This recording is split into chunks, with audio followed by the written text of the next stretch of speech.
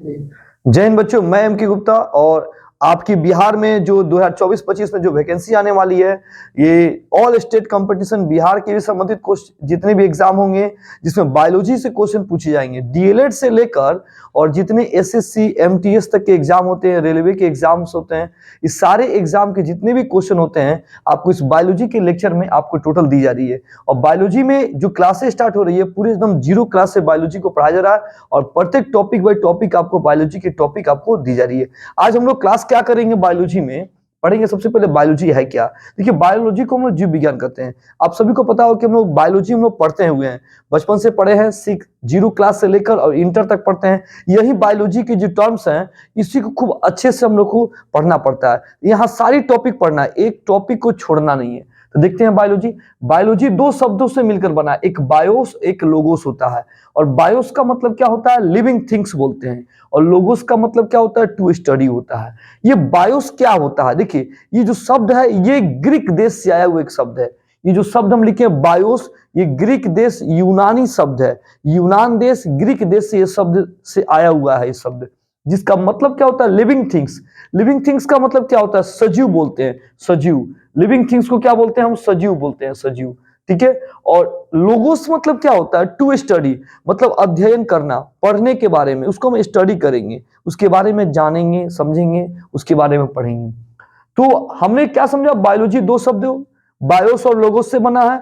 BIOS ये शब्द कहां से आया, यूनान देश से आया, ग्रीक देश से आया। यूनान मतलब ग्रीक देश से आया हुआ शब्द है ये, ठीक है ना। जिसका मतलब क्या होता है, लिविंग थिंग्स, जिसको सजीव बोलते हैं। और लोगोस का मतलब क्या होता है, टू स्टडी, अध्ययन करना, जिसके बारे में लोग पढ़ते हैं। अब आता है बायोलॉजी शब्द क्या है। ये बायोलॉजी शब्द यही लिखा गया, यूनानी भाषा से ग्रीक लैंग्वेज, मतलब यूनान देश से आया हुआ एक शब्द है। अगर ऑब्जेक्टिव में यह क्वेश्चन आपका पूछता है कि बायोलॉजी किस शब्द से मान बायोलॉजी शब्द जो है किस देश से आया हुआ है, तो यूनान देश यानी ग्रीक लैंग्वेज है। ग्रीक लैंग्वेज या आप यूनानी भाषा बोल सकते हैं, ठीक है। आगे देखते हैं, इसका नामकरण किसने किया, बायोलॉजी का नामकरण किसने किया, लैमार्क और ट्रिविरेनस ने। लैमार्क और ट्रिविरेनस ने, ये बात आपको याद रखना है। और इसके जनक कौन है, तो अरस्तु है, अरस्तु, जिसको इंग्लिश में हम लोग एरिस्टोटल कहते हैं, एरिस्टोटल कहते हैं, ठीक है।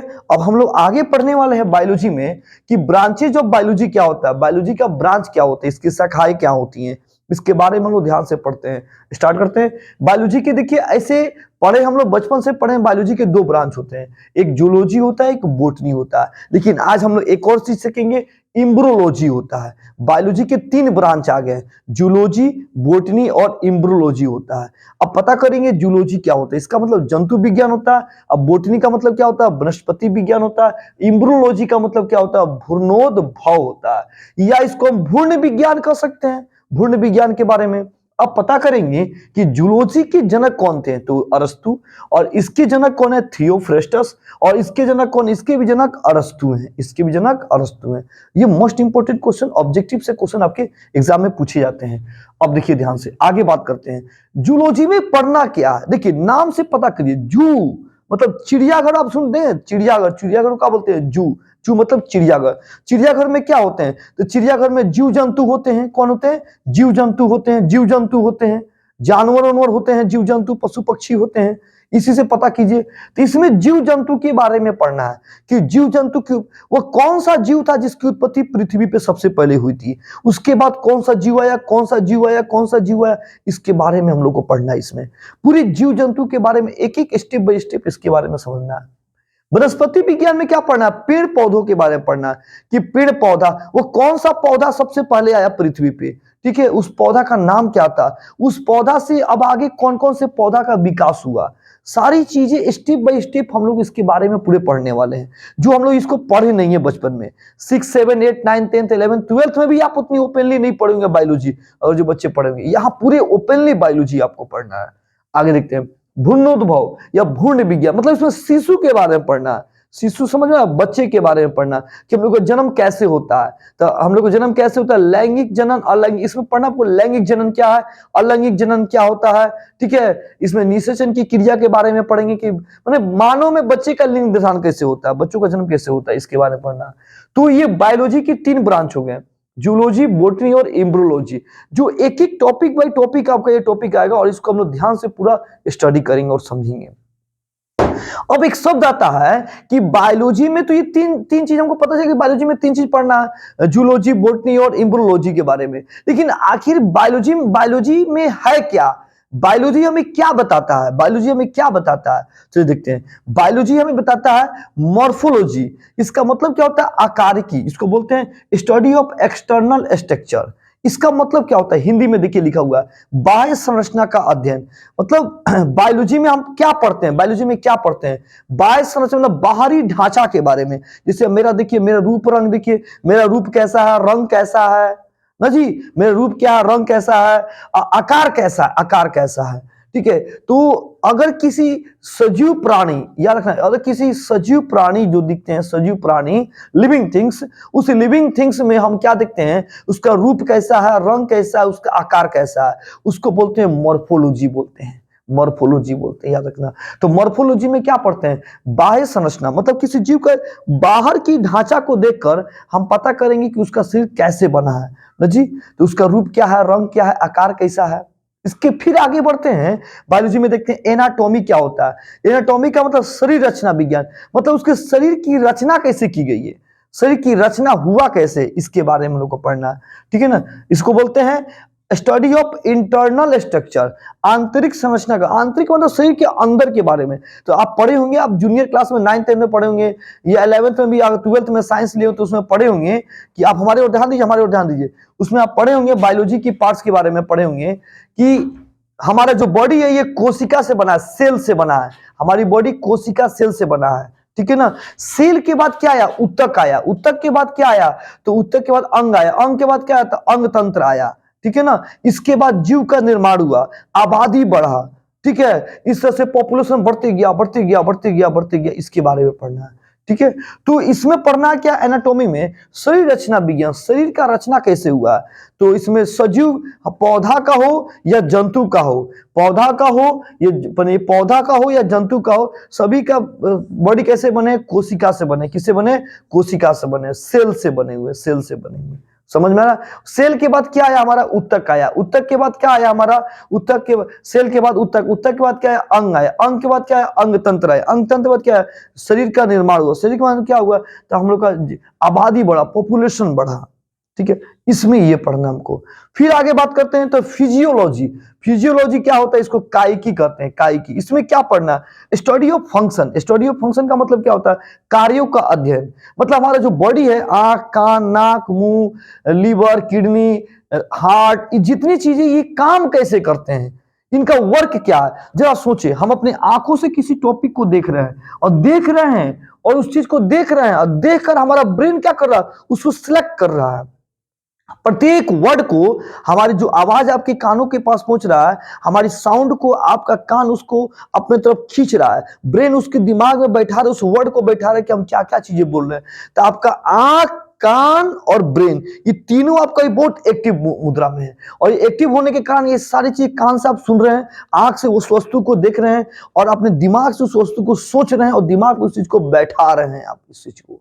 यानी इसमें पढ़ना बॉडी का जो है ना, बॉडी काम कैसे करते हैं, बॉडी का वर्क कैसा है, आंख, कान, नाक, मुंह, हाथ, पैर कैसे काम करते हैं। सोचिए, अगर हमारे पे कोई अटैक करता है तो हम लोग क्या करते हैं? हाथ से हाथ ऐसे उठाते हैं या उसको मारते हैं, या आप किसी सांप को देखते हैं तो क्या होता है? भागने के चक्कर में बोलते हैं, तो हम लोग उसको दौड़ते हैं। ऐसा काम क्यों होता है? दिमाग जो ना, हम लोग का ब्रेन उसको सिग्नल देता है। ब्रेन हमारे हाथ को सिग्नल देता है कि तुम भागो या अटैक करो। ब्रेन हमारे पैर को सिग्नल देता है कि तुम भागो, भागो। पैर को सिग्नल देता है भागो, हाथ को सिग्नल देता है तुम अटैक करो ना जी। तो ये सारी जो चीजें हमारे बॉडी का, ये सारा पार्ट्स जो है, ये इसमें हम लोग को पढ़ना है फिजियोलॉजी में कि ये कैसे काम करते हैं।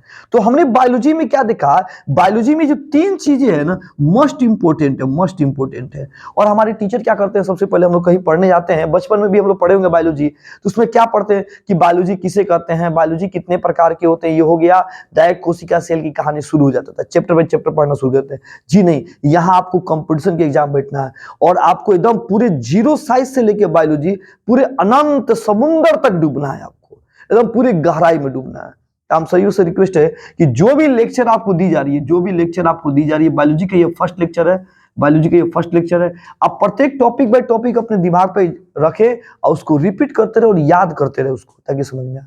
एक बार फिर से रिपीट हो रही है, ध्यान से सुनना। बायोलॉजी में 3 चीज बहुत मस्ट इंपॉर्टेंट है। पहला क्या, मॉर्फोलॉजी, दूसरा क्या एनाटॉमी, और तीसरा क्या फिजियोलॉजी।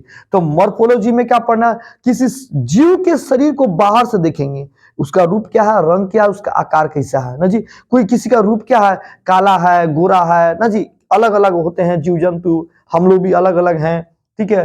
रंग रंग पता चल गया, रूप उसका पता चल गया, आकार, कोई पतला है, कोई मोटा है, कोई छोटा है, कोई खूब बहुत बड़ा है ना जी। आदमी में कोई खूब मोटा मोटा होता है, खूब बड़ा बड़ा होता है सब ना जी, 5 फुट 6 फुट 6 फुट 7 फुट का भी इंसान होता है, कोई 3 फुट का, कोई 2 फुट का होता है ना जी। कोई जीव जंतु को देखिए, चूहा बहुत छोटा होता है, शेर बड़ा होता है, बरियार होता है, हाथी उससे बड़ा होता है, जिराफ उससे बड़ा होता है, ऊंट उससे बड़ा होता है ना जी। तो इस तरह से जीव का बाहर से देख के पता करेंगे, उसको मॉर्फोलॉजी बोलेंगे। फिर क्या होता है, शरीर के, अब उस जीव के शरीर के अंदर पता करेंगे कि उसका शरीर बना कैसे, इतना उसका शरीर विशाल कैसे है, विशाल कैसे है। तो उसको देखने के लिए हम क्या करेंगे, पता करेंगे उसका बॉडी किससे बना है। तो पहले किससे बना है, कोशिका से बना है, कोशिका के बाद क्या आया हुआ, ऊतक आया है, ऊतक के बाद अंग आया, अंग तंत्र आया, जीव का निर्माण हुआ, शरीर का निर्माण हुआ, आबादी बढ़ा, पॉपुलेशन बढ़ते गया, इस तरह से।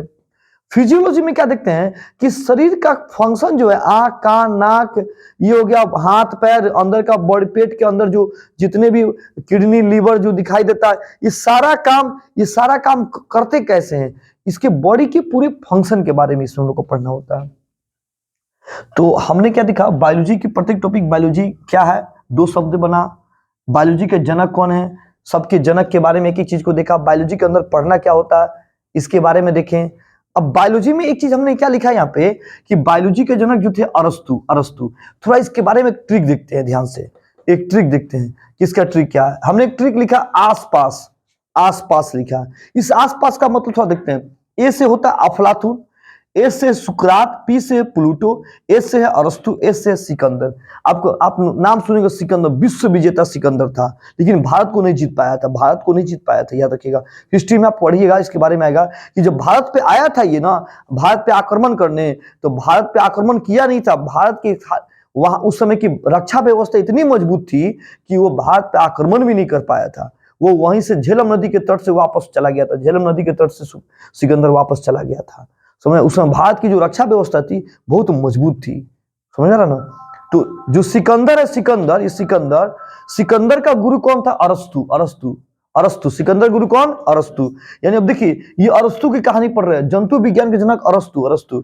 तो सिकंदर के गुरु कौन था, अरस्तु, और अरस्तु के गुरु कौन थे, प्लूटो, और प्लूटो गुरु कौन थे, सुकरात गुरु कौन थे, अफलातून। ये कहानी कब की है, ये 300 ईस्वी कहानी है, ईसा मसीह के जन्म के पहले की कहानी है, ईसा मसीह के जन्म के पहले की कहानी, ये सारी कहानी 300 ईस्वी की कहानी है, 300वीं सदी की कहानी है ये। सोचिए उस समय से ये कहानी अभी तक हम लोग 2024 में हम लोग ये सब चीजें पढ़ रहे हैं। ये जो हम इसमें एक आदमी के बारे में आपको बताएंगे, अरस्तु के बारे में। जो अरस्तु थे, इनके पास ये सिकंदर के गुरु भी थे, महामंत्री थे। जैसे होता ना, राजा का मंत्री होता था, ये सिकंदर राजा था, ये इसके मंत्री था अरस्तु। गुरु भी समझिए, मंत्री समझिए, प्रधानमंत्री समझिए, तो मंत्री था ये अरस्तु। और ये अरस्तु को ना पेड़ पौधों से बहुत प्रेम था, बहुत लगाव था अरस्तु को। देखते हैं यहाँ पे, देखिए अरस्तु जंतु विज्ञान, जंतुओं से बहुत प्रेम था। आगे बात करते हैं, उसके बाद से देखिए यहाँ पे अरस्तु लिखे घूर्णी विज्ञान के बारे में बताया था ये। इसको जीव जंतुओं से बहुत लगाव था, और लगाव होने के कारण बहुत सारी इसने किताब भी लिखी, इसके बारे में पूरा अध्ययन बहुत अच्छे से पढ़ना हम लोग को। तो ये सिकंदर का गुरु अरस्तु का गुरु प्लूटो का गुरु सुकरात, और सुकरात का गुरु कौन था, अफलातून। चलिए यहाँ ध्यान दें।